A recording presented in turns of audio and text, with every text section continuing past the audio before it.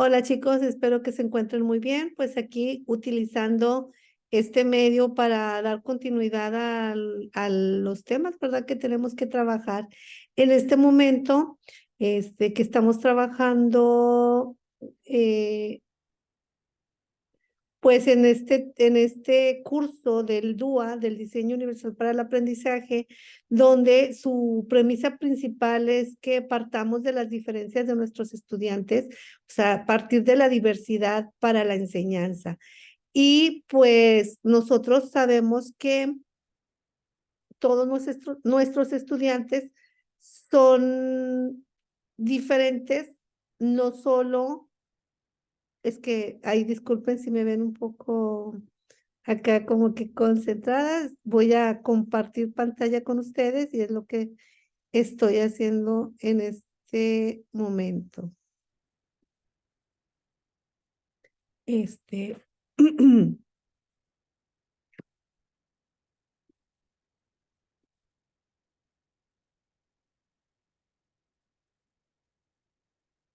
pues, y nosotros como maestros tenemos que hacer todo lo que esté en nuestras manos, todo lo posible para que nuestros estudiantes aprendan.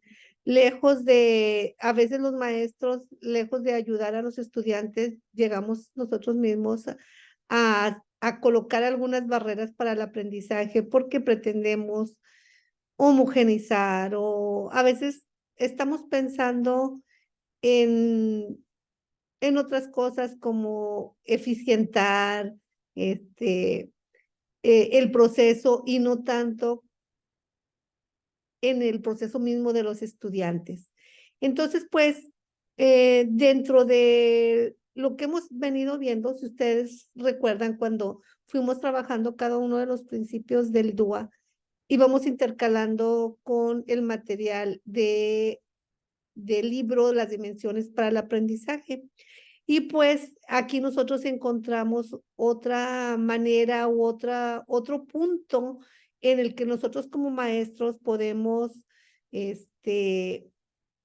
usar esas diferencias de nuestros estudiantes o atender más bien esas diferencias de nuestros estudiantes para apoyarlos a que logren mejores aprendizajes.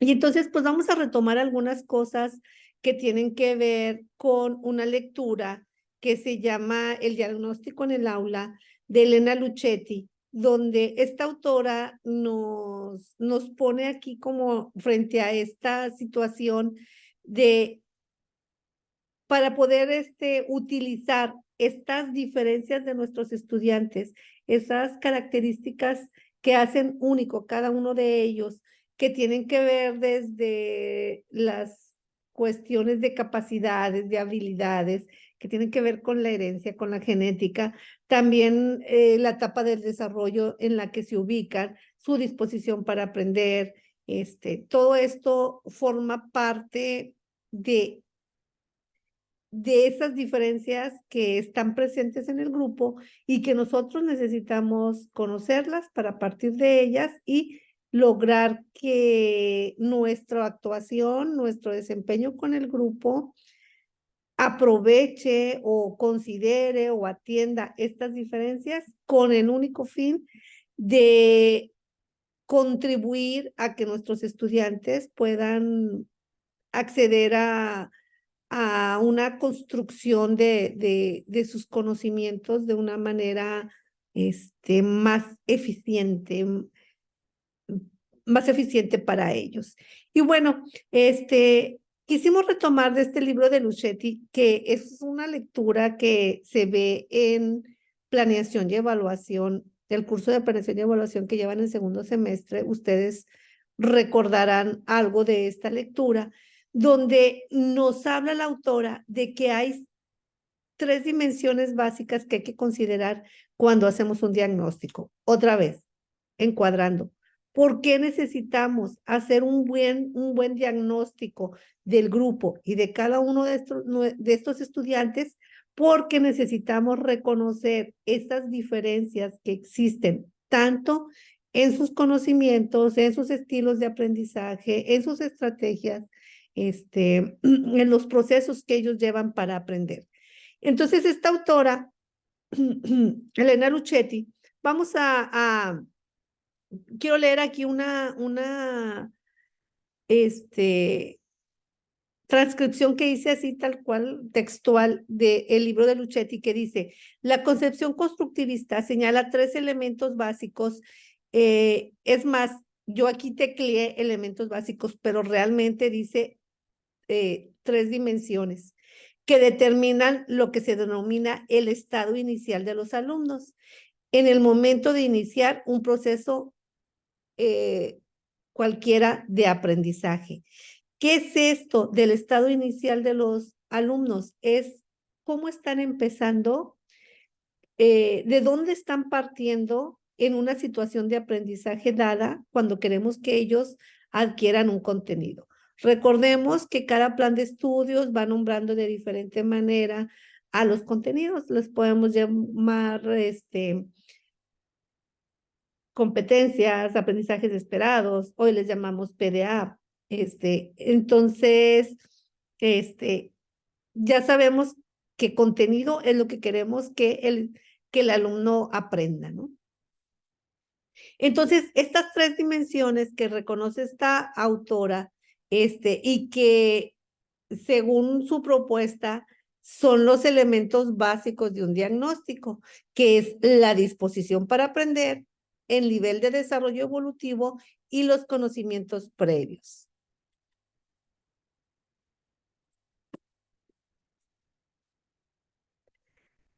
Vamos a hablar un poquito acerca de este tema de la disposición para aprender. Aquí la autora también en algún punto nos dice que esta dimensión es la que solemos ignorar los maestros, o sea, no nos tomamos el tiempo para hacer un diagnóstico sobre la disposición para aprender. Y de lo contrario, ¿cuál creen que sea de las tres dimensiones que vimos ahorita la que más, la que evaluamos y que creemos que ya con eso es suficiente un diagnóstico? Efectivamente, la de conocimientos previos, lo que tiene que ver con la información, con lo conceptual. Muy bien. Voy a leer aquí algo que he tomado también así de este libro del diagnóstico en el aula, que explica a lo que se refiere disposición para aprender. Esta disposición para aprender dice que depende de dos aspectos que se consideran condición necesaria y suficiente. Es decir, se tiene que dar estas dos condiciones. Una, ¿qué es el deseo de aprender? Ustedes ya contestaron algunas preguntas en la actividad previa a esto. Ahí en EVA están estas preguntitas y donde decían, a ver, lo que queríamos llevarlos a reflexionar con esas preguntas es que a veces o la mayor parte del tiempo pareciera que nuestros alumnos no tienen motivación, no tienen deseo de aprender, que hacen las cosas solo porque las tienen que hacer, porque tienen que aprobar, porque tienen que juntar puntos para una calificación, porque pues es lo que les toca hacer, ¿no? Y es una cosa muy contradictoria, chicos, porque los niños desde pequeños, entre más pequeños, demuestran más deseo de aprender y de alguna manera los adultos logramos matar esa inclinación natural que tenemos los seres humanos por querer aprender. O sea, los niños entre más pequeños y cuando no están escolarizados, todo quieren saber, todo preguntan, todo tocan, todo prueban, todo manipulan, pero ahí hay que cuestionarnos qué pasa, qué hacemos en la escuela, qué hacemos los adultos, los padres, los maestros, la sociedad en general, que entre más vamos creciendo, pareciera que menos deseos tenemos por aprender. Algo pasa ahí. Y este deseo de aprender es algo como mencionaba hace un momento, es algo natural, es algo innato, es una necesidad que tenemos los seres humanos, o sea, queremos aprender, tenemos este deseo de aprender porque necesitamos comprender el mundo en el que vivimos, tanto el mundo natural como el mundo social. Y otro elemento que también es básico en esta disposición para aprender, y fíjense, disposición, dispuesto a aprender. No todas las personas que están en las aulas tienen disposición para aprender. Y esto tiene que ver con estos dos elementos que estamos hablando. El otro punto, después del deseo de aprender, está la confianza en sus propias posibilidades. Fíjense que también los procesos de evaluación, como se han dado de manera tradicional, hay una lectura de Santos Guerra que habla, se llama, ay, se me fue el nombre, que tiene que ver con la evaluación cuando, como si fueran los síntomas de la evaluación, pero la verdad se me fue el nombre, qué pena. Pero en esta lectura, Santos Guerra menciona todos los puntos que como negativos de la cultura de evaluación que tenemos y en la que se menciona, por ejemplo, que los maestros tendemos a resaltar lo malo, que tendemos a culpar al alumno por sus resultados, en lugar de entender que lo que el alumno aprende o puede aprender tiene que ver también con su contexto, con muchas influencias, y que, de alguna manera hacemos o vamos minando la autoestima, la autoconfianza de nuestros estudiantes, porque siempre estamos señalando, te faltó, no está bien, siempre señalando como aspectos negativos y pocas veces resaltamos lo positivo de un estudiante a través de la evaluación o a través de los procesos educativos. Hacemos también que los estudiantes vean el error como algo malo, cuando el constructivismo, sus principios más elementales del constructivismo, nos dicen que el error es parte del aprendizaje y no es algo malo, es simplemente parte de ese proceso. O sea, cuando estamos aprendiendo, cuando estamos haciendo cosas para aprender, pues a veces surgen errores, pero esos errores producen aprendizajes, sin duda.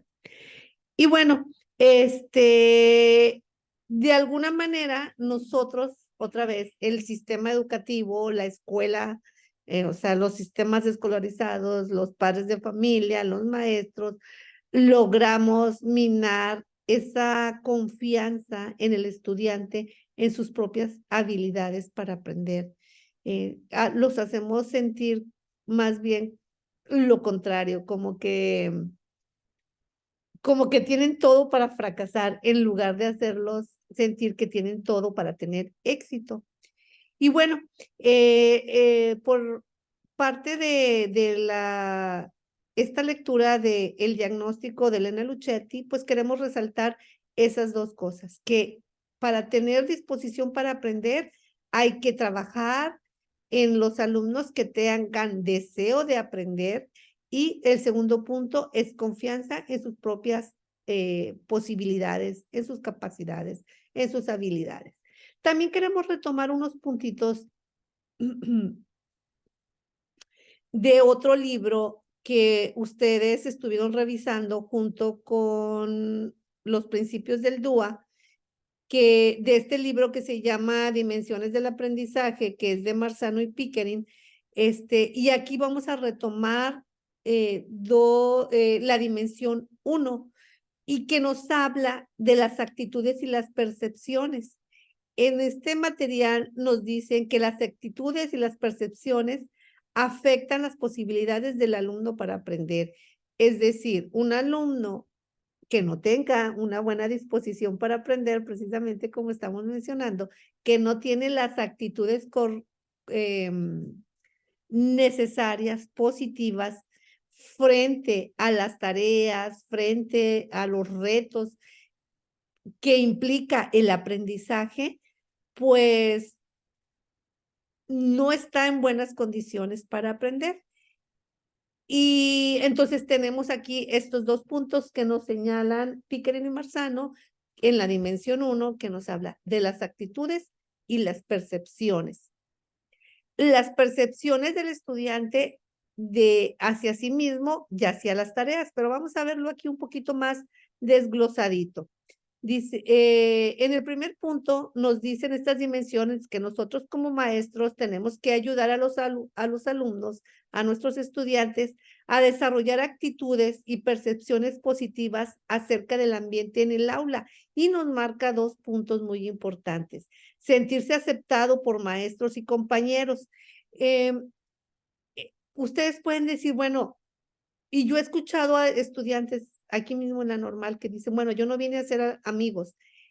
Cuando nosotros no nos sentimos parte de un grupo, cuando no nos integramos, cuando no nos sentimos aceptados, cuando nos sentimos criticados, minimizados,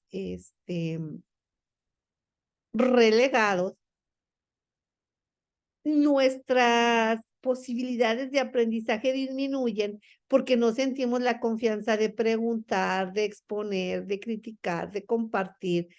Más bien nos quedamos como encapsulados, nos ponemos como una barrerita y esto afecta sin duda el aprendizaje. Por eso es muy importante que para que un alumno tenga una buena disposición para aprender, los maestros trabajemos en ayudarlos a que desarrollen estas actitudes y percepciones positivas acerca del ambiente en el aula. Y para eso hay dos componentes que ustedes los pueden leer en esta diapositiva que estoy compartiendo con ustedes.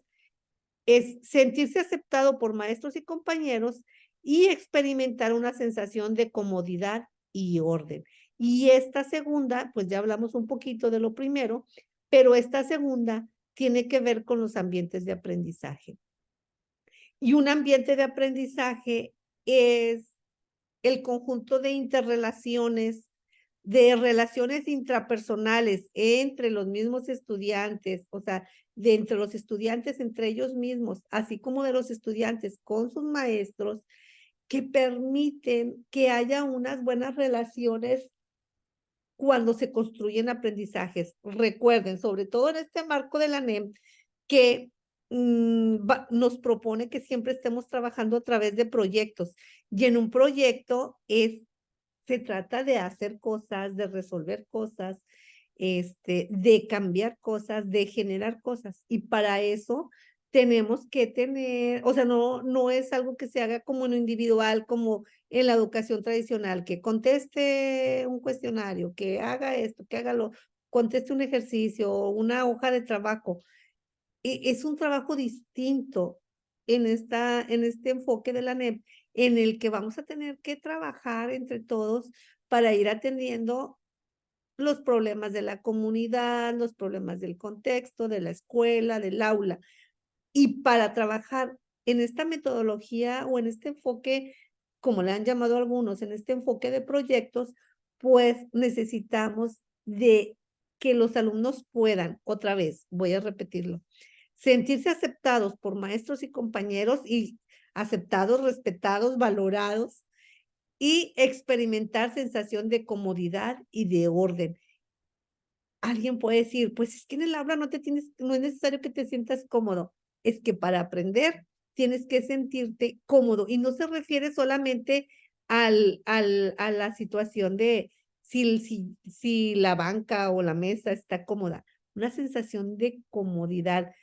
Voy a usar algo de esto que se oye en redes, esta sensación de agusticidad, ¿no? De no estar preocupado por guardar posturas, por proyectar una imagen de que sé, de que no me equivoco, una sensación de comodidad, de que no pasa nada, si me equivoco, no pasa nada porque lo vuelvo a hacer, y bueno, en el segundo punto, que nos marca aquí esta dimensión 1, dice, ayudar a los alumnos a desarrollar actitudes y percepciones positivas acerca de las tareas en el aula. Y para esto hay que lograr que nuestros estudiantes perciban la tarea como algo valioso e interesante. Y ese es un gran reto, vuelvo otra vez a las preguntas que les hicimos responder en la actividad anterior y preguntarnos, bueno, es que ¿por qué los estudiantes no quieren hacer las actividades? Es que si nosotros le estamos proponiendo actividades a las que ellos no le ven sentido, no le ven utilidad, es como copia del libro a la libreta, o sea, como para qué, o haz 30 ejercicios o 30 problemas de sumas y restas. O sea, si me la sé con 5, demuestro que lo sé. ¿Me explico? O sea, primero, tenemos que plantear tareas o actividades que sean de preferencia situadas, es decir, que tengan que ver con su realidad, que sean parte de su realidad, que sean útiles, que sean tareas que les permita desarrollar competencias y habilidades que luego ellos puedan transferir a otras situaciones de su vida diaria. Y entonces, pues, es muy importante lograr, es tan sencillo. Si a ti como estudiante normalista, que estás en este momento de tu formación docente, una tarea no te parece interesante, pues obviamente la pospones, la dejo para el final, ay no, ay qué hueva, no la quiero hacer, o déjame ver si me la puedo copiar, o porque no lo veo como algo valioso o interesante. Cuando nosotros como maestros logremos, sin importar el nivel en el que estemos trabajando, si es preescolar, si es primaria, si es secundaria, si es normal, nosotros tenemos que lograr que nuestros estudiantes, primero, tenemos que seleccionar actividades, situaciones de aprendizaje que sean valiosas, que sean interesantes para nuestros alumnos. Y a veces lo son, pero no logramos transmitirlo, porque no les explicamos a los niños qué van a aprender, para qué les va a servir. Y aquí hay mucho de proceso metacognitivo, que es lo que también en esta semana ustedes van a leer sobre metacognición. O sea, si una persona, no se involucra, no se compromete con la actividad, no hay estos procesos metacognitivos de ¿para qué me va a servir? ¿Dónde más puedo usar esto? ¿Dónde lo puedo aplicar? ¿Cómo puedo usar esto para continuar aprendiendo a lo largo de mi vida? Pues las personas no se implican y lo hacen, como les decía hace un momento, solo por cumplir, por la calificación, por los puntos, por quedar bien con el maestro, o quedar bien con los compañeros, o quedar bien con los padres, pero no por el motivo principal que es el lograr aprendizajes. Y el otro punto que nos marca, aquí nos marca 3, el segundo nos dice, creer que tienen la habilidad y los recursos para completar las tareas. Nosotros, sobre todo ustedes que van a trabajar con niños en educación básica y que a veces la retroalimentación que ellos reciben de sus padres y de otros compañeros, desde que eres un tonto, eres inútil, tú nunca puedes, eres el lento, tú nunca terminas. Ese tipo de situaciones y de expresiones que van minando la autoestima, el autoconcepto y por tanto la iniciativa, o sea, los niños dejan de querer hacer, dejan de querer participar, de querer opinar, ya no indican. ¿Por qué? Porque no creen en sí, no tienen confianza en sus habilidades para aprender o para realizar las tareas. Entonces nosotros tenemos que lograr que los niños se sientan capaces, que tengan esa autoestima suficiente para enfrentar el reto de las tareas o de las actividades, de los proyectos que nosotros le presentemos. Y por otra parte, entender y tener claridad acerca de las tareas. Me acaba de pasar hace unos minutitos que unas estudiantes de quinto semestre, yo les dejé una actividad y luego están. Es que no entendemos qué es lo que nos está pidiendo. De un inicio me preocupo y voy a confesar, hasta de repente me molesto y yo, es que las instrucciones están bastante claras, o sea, ahí te estoy diciendo qué quiero, cómo lo quiero, todo bien detallado. Y de repente yo me desespero mucho que no sean capaces de entender instrucciones. Y si no entienden las instrucciones, si no entienden la tarea, pues no la pueden hacer bien hecha. Entonces luego es cuando ya vienes y revisas y dices, es que esto no es lo que pedí. Es que sí me está entregando un producto, pero no es lo que yo le pedí. Entonces nosotros como maestros nos tenemos que asegurar de que nuestros estudiantes han entendido y tienen claridad sobre lo que yo espero de ellos. Porque si ellos tienen esta claridad sobre lo que se espera de ellos van a poder hacer su esfuerzo, su mejor esfuerzo para lograr dar esa evidencia, ese producto que se le está pidiendo, y cuando lo logra, viene este sentimiento, válgame la redundancia, lo que llaman a algunos autores sentimiento de logro, que es esa satisfacción de que, así como, yes, lo hice bien, me saqué un 10, la maestra me felicitó, me puso una nota, y eso va contribuyendo a aumentar esta confianza en sí mismo, y vean cómo es como que un circulito, un vicioso aquí, o virtuoso, no vicioso,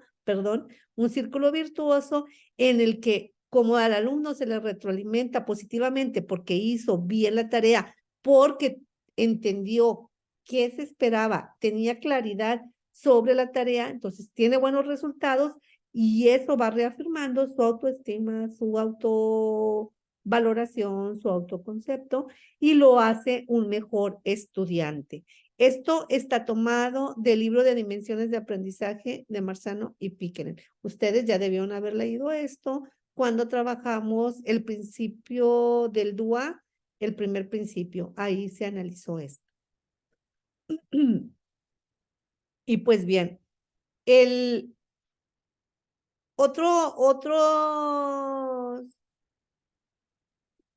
perdón, estoy moviendo aquí algo para poder ver. El otro punto que nos marca Elena Luchetti, estas 3 dimensiones para poder conocer bien a nuestros estudiantes, y al conocerlos bien, ¿qué es lo que vamos a hacer como maestros? Pues poder diseñar situaciones de aprendizaje más adecuadas a las características de nuestros alumnos, y entonces podemos ser más flexibles, poder aplicar estos principios del DUA en base al reconocimiento de las características individuales de cada uno de mis estudiantes, no del grupo en general, porque a veces cuando hacemos cosas para el grupo atendemos como a la mayoría, y a veces dejamos ahí en desventaja a los dos extremos, a los niños buenos o sobresalientes y a los niños que tienen algunos ritmos o más lentos para aprender o algunas dificultades para aprender. El otro punto que, la otra dimensión que plantea Elena Luchetti es el nivel del desarrollo evolutivo. Y bueno, nosotros sabemos que de acuerdo al constructivismo, se plantea que el desarrollo humano es determinante, o sea, respetar las etapas del desarrollo humano es primordial para lograr aprendizajes. Estas etapas que generalmente consideramos los maestros, acuérdense que hay varias teorías de desarrollo. La más común, la que usamos más los maestros, que es como más acorde a los enfoques que han seguido planes y programas de estudio, es la propuesta por Jean Piaget, donde nos habla pues de estas etapas que ustedes ya conocen, que son las 4 etapas: la sensoromotriz, la preoperacional, las operaciones concretas y las operaciones formales. ¿Y cuál es el punto aquí? ¿Cuál es lo importante? Es que cada una de estas etapas, digamos que es como, va brindando como una estructura. Ay, chicos, perdónenme, pero como he estado trabajando toda la tarde, se me está acabando la batería. Ay, disculpen que me esté moviendo. Estoy tratando de alcanzar de alcanzar el cargador. porque si no se me va a apagar y no se va a guardar el video y chalala, todo lo que conlleva.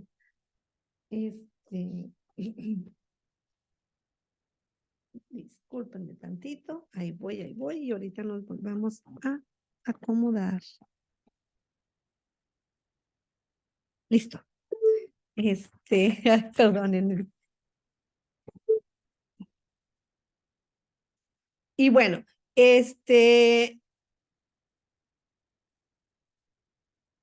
fíjense, voy a leer aquí tal cual está la cita, porque me parece importante recuperarla así tal cual.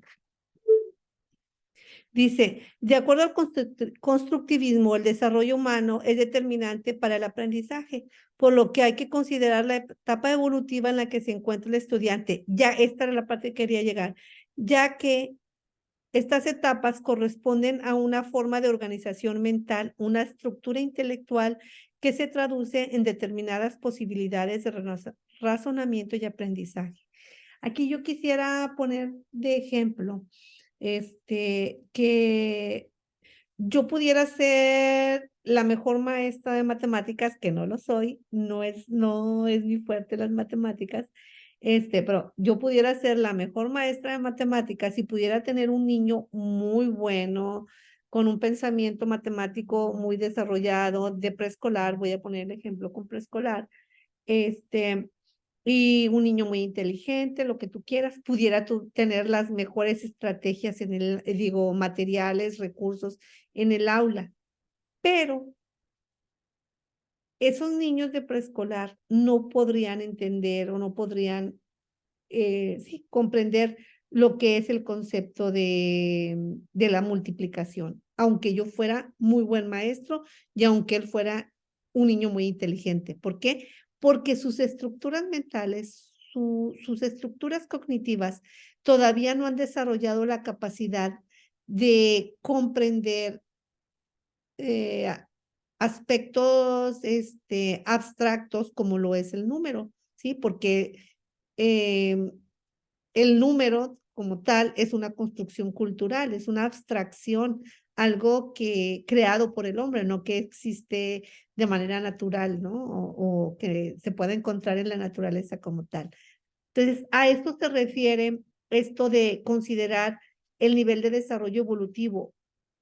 Cada etapa, las estructuras mentales, cognitivas, hasta las cuestiones, biológicas intervienen en el aprendizaje y cada etapa va posibilitando cierto tipo de aprendizajes. Reitero, por ejemplo, para los niños de preescolar, primero y segundo de primaria, es difícil comprender abstracciones como el número, también el asunto de la temporalidad, el ayer, el mañana, o sea, el pasado, el presente, el futuro, todavía batallan ahí un poquito, pero son cuestiones que tienen que ver con su maduración, con sus etapas de desarrollo. Entonces, por una parte, tendremos que, este es un punto muy importante, tenemos que reconocer el nivel de desarrollo evolutivo, sobre todo recordando, esto es algo que ustedes ya vieron desde el segundo semestre en teorías del desarrollo y aprendizaje, es de que el paso por estas etapas, aunque ustedes están viendo aquí en la diapositiva que hay unos años ahí que de tal etapa de tal año a tal año, hay que recordar que no necesariamente, o sea, que no es cuestión de edad, no porque cumplo 6 años en automático paso a la siguiente etapa. Esto tiene que ver con las experiencias, con la maduración que tiene cada individuo.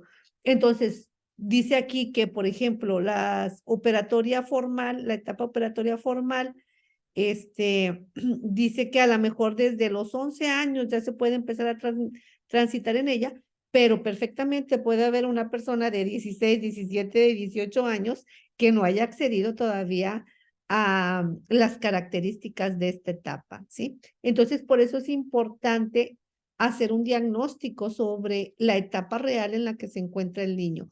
Recuerden, tiene que ver mucho las experiencias. Un niño muy sobreprotegido, un niño en un contexto cultural empobrecido, no va a desarrollar, no va a ir transitando estas etapas al mismo ritmo que un niño que está en una situación contraria, ¿verdad? Entonces, es muy importante considerar este asunto del nivel de desarrollo evolutivo, otra vez, aunque suene muy repetitivo, porque el tránsito en estas etapas no se da de manera automática, tiene que ver con otros factores. Entonces, no todas las personas vamos cursando en la misma edad cronológica de una etapa a otra. Hay diferencias. Y esas diferencias es lo que nos dice el DUA, que tenemos nosotros que considerar las diferencias de cada persona para poderlo ayudar a que facilitar su aprendizaje, pero no en el sentido de hacerlo fácil, sino de proveer o de prever las situaciones que permitan que el alumno pueda contribuir, porque en realidad a los alumnos hay que problematizarlos, porque a través de la solución de problemas hay aprendizaje, ¿verdad? Entonces, no digo facilitarlo en el sentido de poner cosas fáciles, sino de prever todo lo necesario para que el estudiante pueda aprender mejor. Y la tercera dimensión que se menciona aquí en este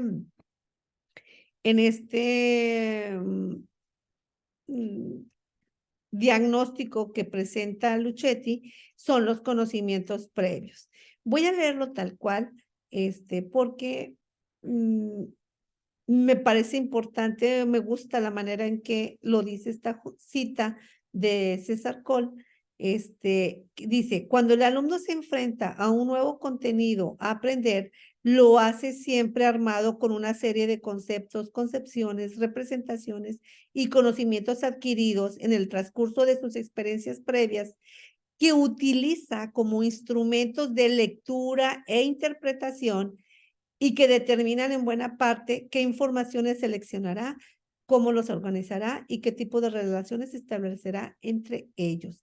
Aquí quisiera explicar un poquito a qué se refiere esto. O sea, todos vamos a hablar del tema de la teoría de, de la teoría de la creación, la teoría de la evolución, del Big Bang. O sea, vamos a hablar del tema del origen del hombre, ¿sí?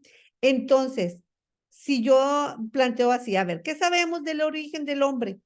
Entonces, yo aquí tengo una persona que es religiosa y entonces va a decir, fuimos creados por Dios, tiene conocimientos previos, pero a lo mejor tengo acá a alguien que viene de una familia muy positivista, muy científica y dice, no, es que venimos de la teoría, venimos de la evolución, Darwin dice que venimos del mono, que la verdad. Y a lo mejor tenemos acá otros más con otra perspectiva, en otro contexto, dice, no, es que la vida se originó a través del Big Bang y que los primeros organismos unicelulares, bueno, entonces,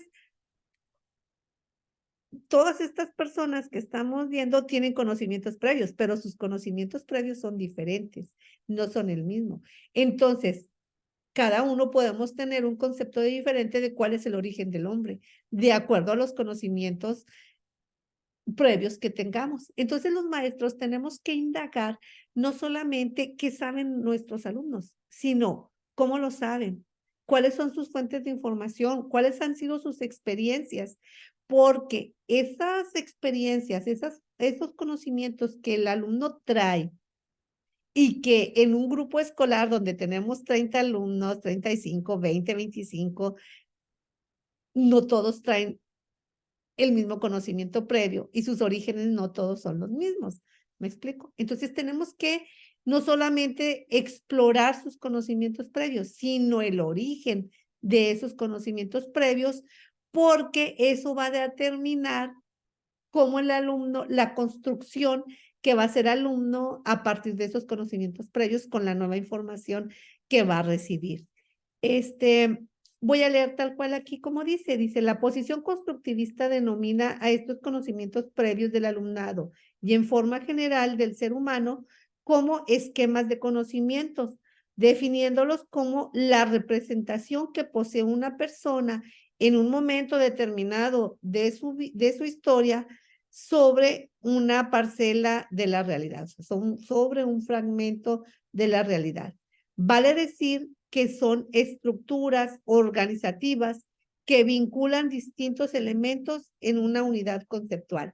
Se oye muy complicado, pero lo que nos está diciendo es que esos conocimientos, esos saberes previos que traemos las personas son, hagan de cuenta como los lentes, en esta analogía, por ahí yo creo que han escuchado eso de que si nos ponemos unos lentes oscuros, negros, pues vamos a ver todo muy triste. Si nos ponemos unos lentes rosas, pues vamos a ver el mundo como que todo es bueno. O sea, dependiendo con qué ojos estamos viendo, con qué lentes estamos viendo la vida, ¿no? Entonces va un poquito en este sentido.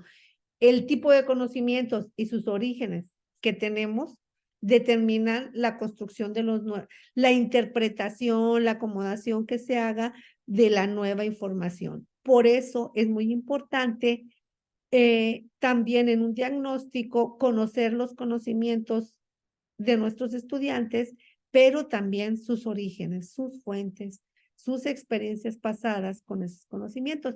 Entonces, en una situación didáctica, en una situación de aprendizaje, no va a bastar con que, ¿conoce las rimas? ¿Cuáles son las rimas? O sea, es una exploración que va un poquito más allá de que los alumnos nomás nos contesten una o dos preguntas. Permítanme tantito.